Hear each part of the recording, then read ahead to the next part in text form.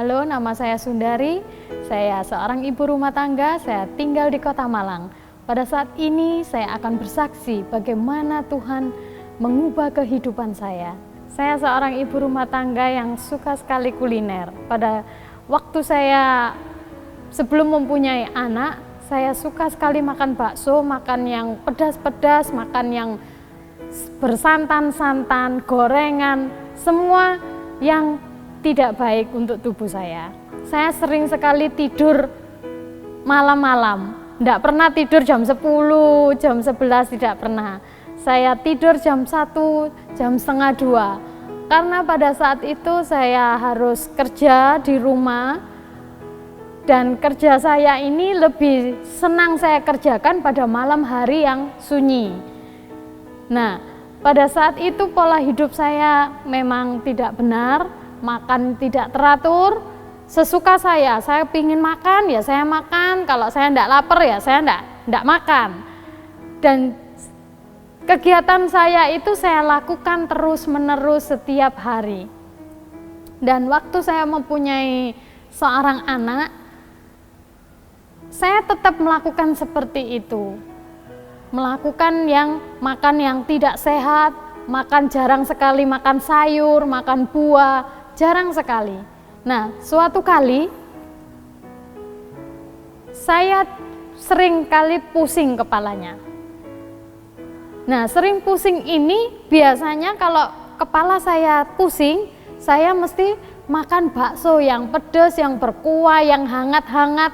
Itu saya suka sekali. Nah, akhirnya sakit kepala saya ini semakin lama semakin sering.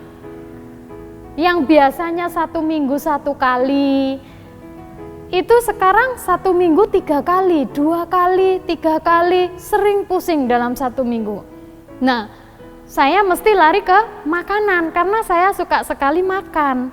Jadi kalau saya pusing datang, saya sering makan bakso yang pedas, yang berkuah, yang kasih sambelnya yang banyak, nanti kepala saya pusingnya hilang.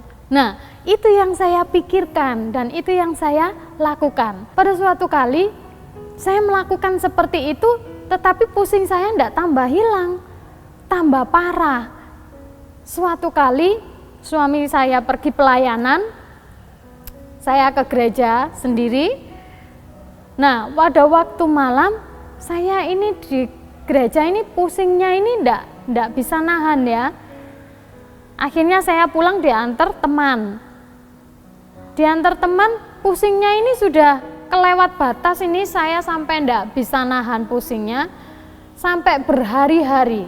Akhirnya kami disarankan untuk pergi ke dokter untuk dites sakit apa ini di kepalanya, ada apanya kok pusingnya ini tidak hilang-hilang selama 1 minggu ini tidak bisa hilang. Akhirnya kami pergi ke dokter, kami tes, kami difoto ya di MRI. 1 minggu kemudian foto saya ini sudah jadi. Dengan hasil foto saya ini, suami saya tidak menceritakan kepada saya kalau saya kena sakit tumor otak. Dia bilang kepada saya bahwa saya ada sakit di otak, yaitu penyumbatan di otak saya. Dia bilang seperti itu. Dan saya bilang, saya harus bagaimana? Ya satu-satunya jalan ya kamu harus dioperasi. Kalau dioperasi biayanya bagaimana? Terus saya bisa normal lagi enggak? Saya tanyakan seperti itu. Dia bilang, ya biayanya mahal kalau operasi, tapi kemungkinan untuk normal itu kecil, kata suami saya. Dan akhirnya suami saya bilang, saya harus bagaimana? Pada waktu itu saya tanyakan suami saya seperti itu. Ya satu-satunya jalan ya pola hidup kamu dirubah, katanya. Halo, nama saya Daniel. Saya akan menyambung kesaksian istri saya. Ketika istri saya divonis oleh dokter terkena tumor otak ganas, waduh, hati saya sangat sedih sekali. Karena dokter telah memvonis dia umurnya hanya 5 tahun saja. Dan saya masih mempunyai anak kecil, waktu itu masih kelas 4 SD. Ketika dalam tidak ada pengharapan itu, saya berdoa sama Tuhan, Tuhan, apakah penyakit tumor ganas ini gak ada obatnya? Karena dokter tadi mengatakan bahwa, kalau saya tanya, dokter apakah bisa disembuhkan? Dokter mengatakan bisa diambil, harus melalui dengan operasi. Kalau operasi itu bisa ada efek sampingnya. Bisa saja dia mengalami kebutaan, bisa saja dia lumpuh jika dioperasi. Dan itu membuat hati saya sedih sekali. Dan ketika saya katakan, apakah kalau dioperasi itu pasti bisa sembuh, dokter? Dia mengatakan habis dioperasi itu akan tumbuh lagi dan istrimu hanya mempunyai umur 5 tahun. Waduh, ketika saya mendengarkan kata dokter ini, saya merasa tidak ada pengharapan. Sangat sedih sekali. Dan dokter mengatakan, kamu jangan bilang kepada istrimu, nanti istrimu ngedrop, nanti dia tambah sakit. Kamu harus simpan baik-baik. Dan inilah yang beban bagi saya sendiri. Saya mencintai istri saya, tetapi saya nggak boleh mengatakan bahwa dia sakit yang sudah divonis oleh dokter, hanya mempunyai kehidupan 5 tahun saja. Ketika saya pulang ke rumah, saya berdoa sama Tuhan, Tuhan, apakah penyakit tumor ini tidak ada obatnya? Dan saya mengingat ketika saya masih pernah ikut seminar kesehatan, saya pernah mendengarkan bahwa tumor ataupun kanker juga bisa disembuhkan dengan pola hidup sehat. Dan saya mencari buku-buku kesehatan, saya baca. Ternyata benar. Ketika saya membaca, kanker atau tumor yang ganas bisa disembuhkan dengan cara pola hidup yang sehat. Dan ketika saya membaca ini, saya mengatakan kepada istri saya. Waktu itu istri saya kondisinya sangat lemah sekali. Dan satu-satunya obat yang bisa menyembuhkan dia hanyalah dengan cara yang satu ini. Karena ketika saya diberi obat dokter itu, ketika dia sakit kepalanya, tidak bisa mengendalikan, dia ingin kepalanya dipotong. Sakit Pak, potong aja kepala saya. Dan saya merasa melihat penderitaan istri saya tidak sampai hati.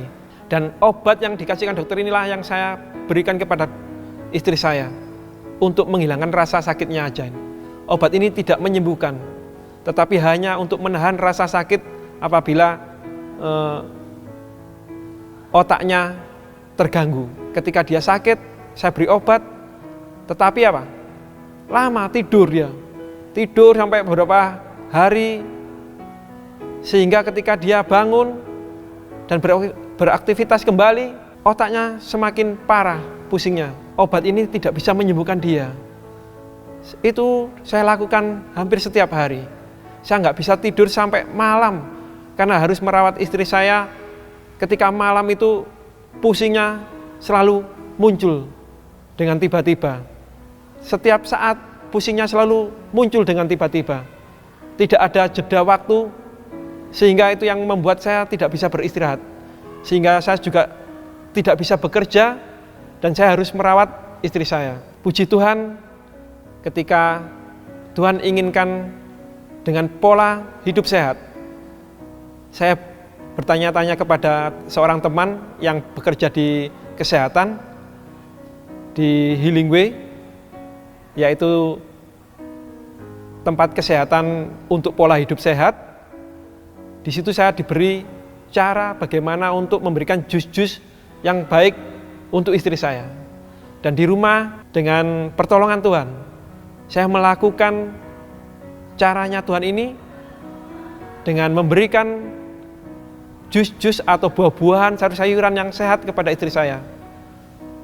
Tetapi Tuhan tidak langsung memberikan terus sembuh, tetapi sedikit demi sedikit ada perubahan di dalam tubuh istri saya. Yang dulunya nggak bisa jalan, sampai saya harus mengangkat dia kalau ke kamar mandi, harus mengangkat dia kalau dijemur. Ketika 6 bulan melalui makanan sehat, istri saya mulai ada titik terang. Sedikit demi sedikit dia boleh bisa berjalan, mulai hilang rasa sakit di kepalanya itu. Sehingga dia boleh tidur sampai nyenyak, sampai pagi. Dan itu seterusnya sampai 2 tahun, 3 tahun. Dan sampai apa yang dikatakan divonis dokter 5 tahun yang katanya harus meninggal. Tetapi Tuhan memberi kesempatan hidup kepada istri saya. Puji Tuhan, pada saat ini istri saya boleh hidup sehat dan masih boleh diizinkan oleh Tuhan untuk mengabarkan kesehatan ini kepada saudara-saudara mungkin yang ada yang sakit. Biarlah penyakit-penyakit, tumor otak, kanker, dan penyakit yang lainnya hanya boleh disembuhkan dengan pola hidup yang sehat. Biarlah Tuhan memberkati saudara-saudara sekalian, dan puji Tuhan, istri saya pada saat ini boleh beraktivitas seperti sedia kala. Demikianlah kesaksian saya dan suami saya. Biarlah kesaksian ini menjadi berkat buat kita semua. Dan percayalah kepada Tuhan, serahkanlah hidupmu kepada Tuhan. Percayalah bahwa Tuhan bisa menyembuhkan saya dan menyembuhkan Anda. Bagi saudara-saudari yang ada di luar sana, serahkanlah semuanya kepada Tuhan dan percayalah bahwa dengan makanan yang sehat, makanan biji-bijian, sayur-sayuran, dan buah-buahan, itu yang sudah Tuhan sediakan, itulah yang menjadi kesembuhan bagi kita semua. Dan percayalah Tuhan bisa menyembuhkan kita jika kita menyerahkan kepada Tuhan. Biarlah ini menjadi berkat buat kita semua. Biarlah ini menjadi berkat buat orang banyak untuk kesembuhan dan untuk percaya kepada Tuhan. Amin.